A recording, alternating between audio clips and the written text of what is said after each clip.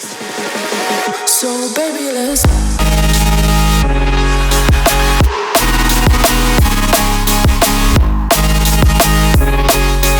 What's up, guys? I'm in New Zealand in Christchurch at the moment. We got about 2 hours until we go to sound check and dinner, and then later tonight I'm playing the bigger show today at the Marsh Theatre. It's for Mayhem Uncaged. We got Soda, Amplify, Geo, and then a bunch of the local guys, and it's going to be probably the biggest production I've done or I've been a part of so far. So I've just finished up this track while I've been on the road at the moment, and it's called Let's Talk. So it's with the vocalist that I got for my Need You remix. She actually reached out and wanted to work again, and she sent me some stuff, and I've gotten sort of this melodic but energetic, again, sort of like the last one idea, which is sort of the sound that I'm testing the waters of at the moment. So I'll get into it, I'll play it through, and then we can dive into it.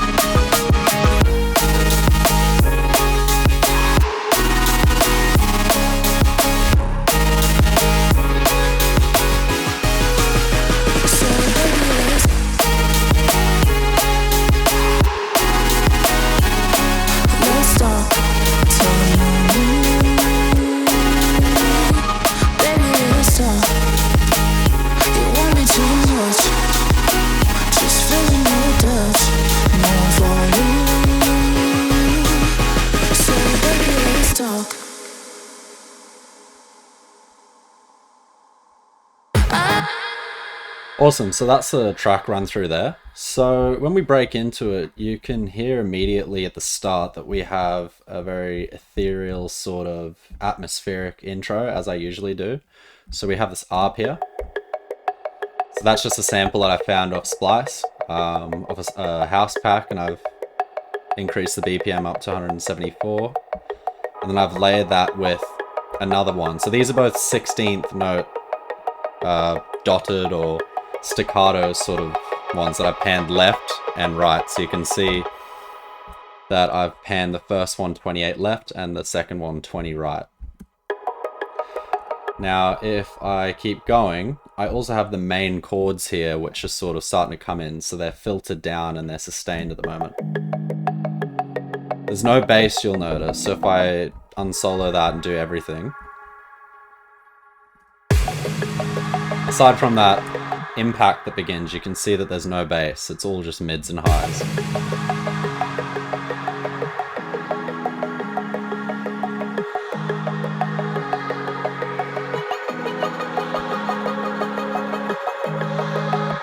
So another thing I've done is I've taken one of the vocals from the one of the samples from the main vocals that she sent, and I've just repeated it. So you can see I am basically panning this left and right on Shaperbox here. And then at the same time, I've added some chorus and a bit of distortion. A lot of reverb. That utility is doing nothing, and then even more. So you can see that I've really washed that sound out to make it more of a pad. And then I've reversed one of the vocals. So basically just took one of the vocal hits and reversed it, or did reverb and then reversed it. And I made a riser out of that, like a vocal riser that comes in.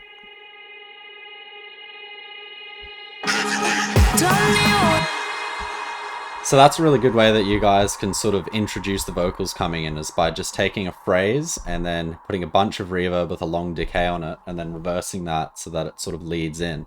And then you'll hear at the start, if I just solo the vocals, so I've actually got this effect rack here that I've done where I've done an auto filter on a band pass. So it's sort of just like honing in on that mid frequency, and I put some saturation on it and reduced the output. And then I've also added a bunch of reverb on top of that and then reduced the output there. And what that does is it takes it from this to this. So basically it's just taking a tiny little frequency in the middle, it's just soloing that and then putting in a bunch of reverb and a bit of saturation, or which is minor distortion. And it basically just makes it another atmospheric effect. So you're starting to hear a little bit of the vocal syllables and tones coming in, but it's sort of in the back of your mind. It's not in the forefront yet, because we want this to be a mix-in section here. So there's not a lot of bass or lead elements. It's more just your backing elements that are setting the tone and basically the atmosphere for the song, but they're easy to mix in. There's nothing you have to really cut out that's going to clash with other stuff. Of course, at the start, we always have the impact so that it's easy for the DJs to see that big hit at the start of the song.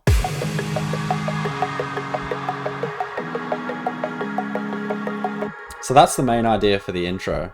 And then as we come further along, you can see that in the next section, I then continue to build up the chords. So I'm filtering them up. You'll see over here.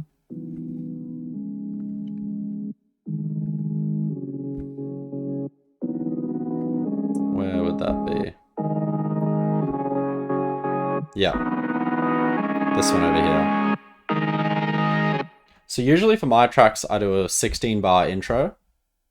And then I do a 16-bar sort of breakdown, and then I do a 16-bar build. For this one, I've just done, I've cut one of those off. So as soon as we break down to the vocal section, the build actually essentially starts. So the drop starts here instead of back over here. And I did that because it allows me to have a longer drop, because it's sort of what I'm testing now, which is a bit more down the D&B route for your normal drum and bass artists, where if you want to double the songs or have another one playing and start that as this one drops and build it up, there's still, you know, 2 16-bar sections for people to double with. So as we go in,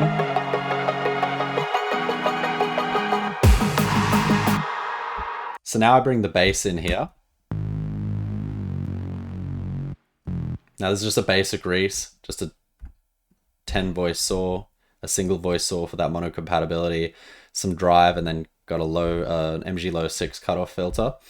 And then there's no effects on that, and you can see that all the effects for that, basically I've just done a bit of compression. I've done some EQing, so I've cut all the sides below 100 Hertz or 141, and I've done a big cut in the middle here because it was very mid-heavy. I did a big cut there to save space.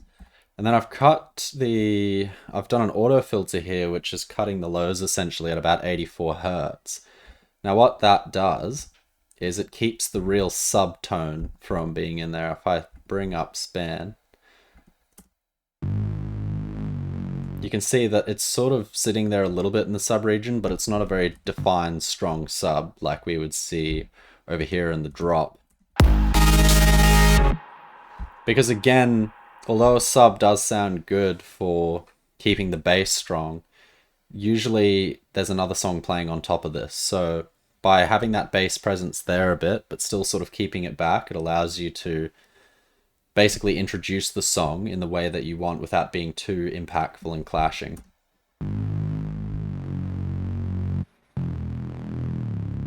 After that, I've just got a parallel chain with some reverb here, so not too much going on there. It's got a low decay. And then I've got a auto filter, which isn't really doing too much now. So that's just following the main bass progression, which is a G sharp, F sharp, E, and then a C sharp. So it's just going down. Which if you look in the chords, I'll bring it up here. So these are sort of the chords if you want to try and replicate them. You can see that the bottom ones are following the bass progression there. So I'll move in now onto this main lead in the bass. Obviously, just before that, we've got some rises here. So basically, this is just a standard riser, which is filtering up. But what I'm doing is I'm also panning it left and right with shaper box, you can hear. And then I've got a singular sort of string sound. Now you can make strings in Serum by just doing a bunch of saws and reverbing the hell out of them. So basic saw patch, got a bunch of distortion, and then got a bunch of reverb after that. And then you can see I've got my cube rack here that I talked to you guys about, where that's also, I've got wash on there. So wash is just reverb followed by OTT. It sort of gives it that high crispy feeling. And then I've also got more reverb. So really this sound is just a very basic sound that's very washed out. And then as we get to this here, you can see I have a pitch bend that starts. So that's also rising there. Now I keep the dotted 16th note atmospheric effects. I keep them going. Eventually I taper them off as the build goes up. Got a second riser here. So you can see that's less of a sustained riser and more of a staccato one. Vocal stays sustained.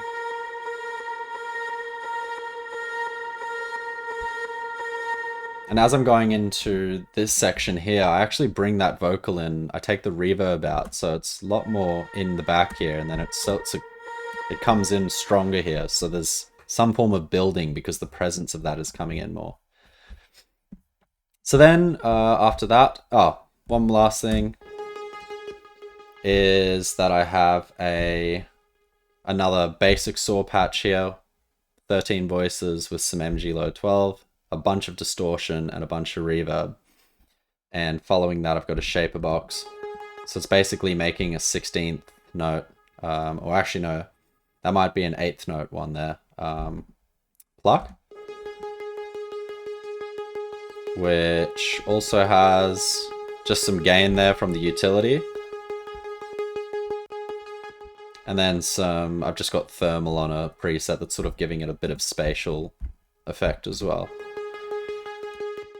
So you can hear what I'm doing here is that a lot of the synth elements in this build, they have rhythm to them. They're 16th and 8th note sort of staccato style atmospheric effects, and that allows you to get some form of drive without there being too many drums.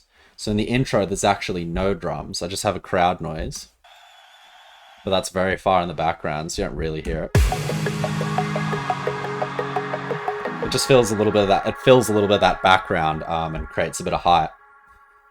And then as we go into the build, you'll hear I bring a lot of drums in. So I have a crowd clap.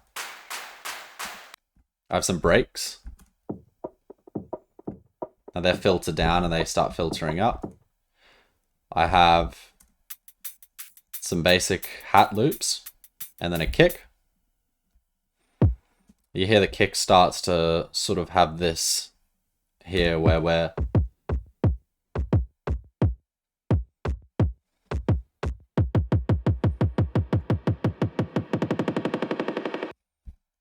and you can hear that as that kick builds up, there's also some reverb that's coming in.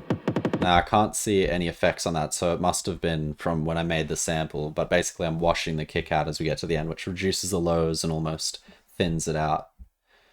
More breaks. And then a clap. And then a snare. So the snare is just like a basic heavy sort of snare, but we're filtering it up and we're cutting a lot of the low end information thereof. So all in all, when the build starts, you hear it like this.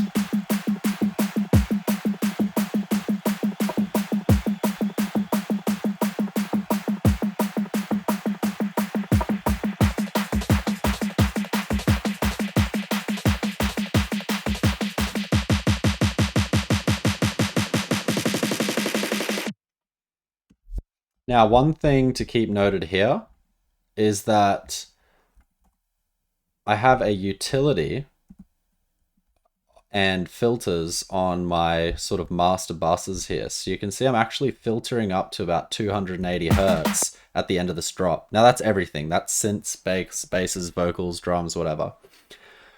So it takes away all of that low end information and then it hits back again, so the drop's a lot more powerful. And then just on the synths here, I'm actually reducing down by 1 dB as we get to the end of that. And then with the drums on the drum bus, I'm also dropping a good 3.5 dB as we get to the end.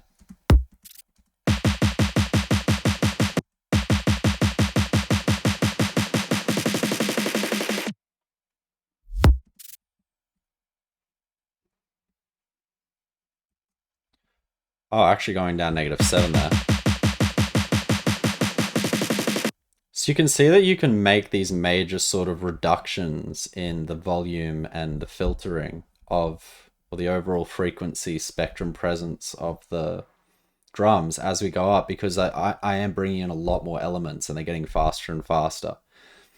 And what you want to do to monitor that is use a loudness meter, so that you want to see how loud it is short term before you hit the drop and after.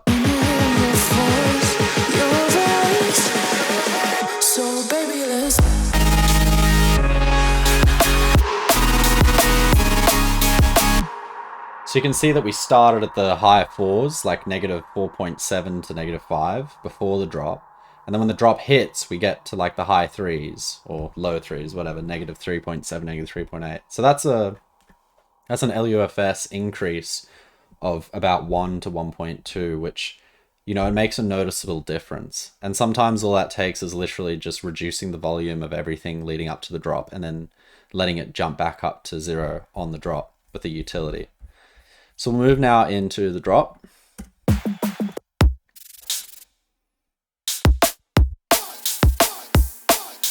So you can see I have a fake out. So we have a reversed kick here, which sort of pulls you in. You go like whoop, it sort of pulls you in there.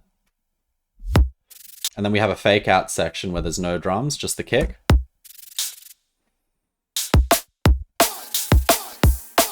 So again, it's a pretty basic pattern. We got the kick, snare. I've got another layer for the snare, which is sort of adding a bit of a different tone. It's almost like a clap by itself. I've got the quarter note hats. I've got sort of this like what chant that happens on the offbeats. And then a third snare layer actually. But this one's fully reverbed out. So like if you look at the snare on its own, then with the second layer, it's got a bit more high-end presence. And then with the third, now it's got high-end presence, reverb, and that low-end punch that's coming from this initial one. I've got some noise here that plays every now and again just for hype. And then I've got my hats. Sort of that offbeat quarter note hat. Well, not quarter note actually, it's just offbeat between the kick and the snare. So you'll see if I solo those.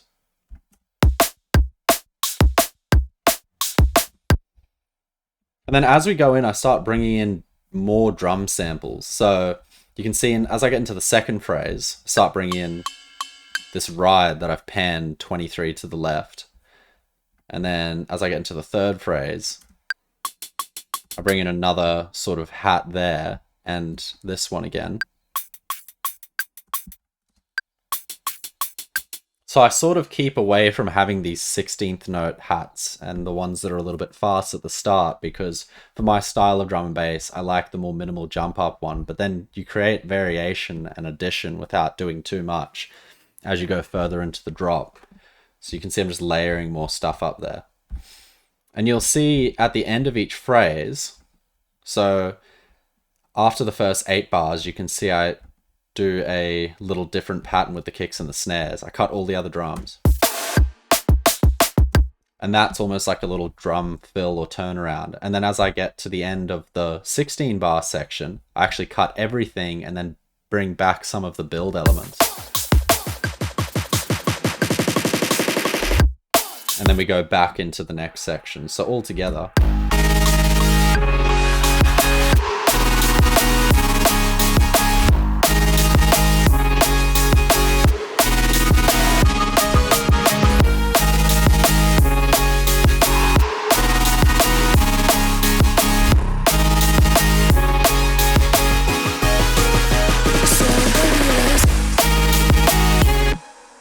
So you can see with the vocals, I've got a lot of sort of effects that are on them. Now I won't get too much into these because I can run these through in other tutorials, but a lot of what it is just delay, reverb, and basically having different delays and reverbs that do different things. So you can have a delay that's very quick, which is called a slapback delay, and it's a very short time. And then you can have a longer delay, which is on a 4th note or a quarter note there. And then you can have a long reverb, which has a long decay, but a shorter reverb that has a shorter decay, 1 second verse 8. And then you pan those here and do them in parallel. And basically that allows you to keep the dry signal, which is this one.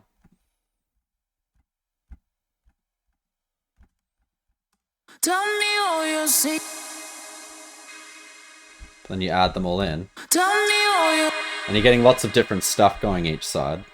Now again, I won't get too much into the vocal processing. But one of the main things I'm doing here is I've got these 2 backup channels where I've just got delays on them. So basically, and what I used to do is I would copy the vocal if I wanted to delay it and basically filter it down and reverb it up. But what I do is I take the part that I want to delay.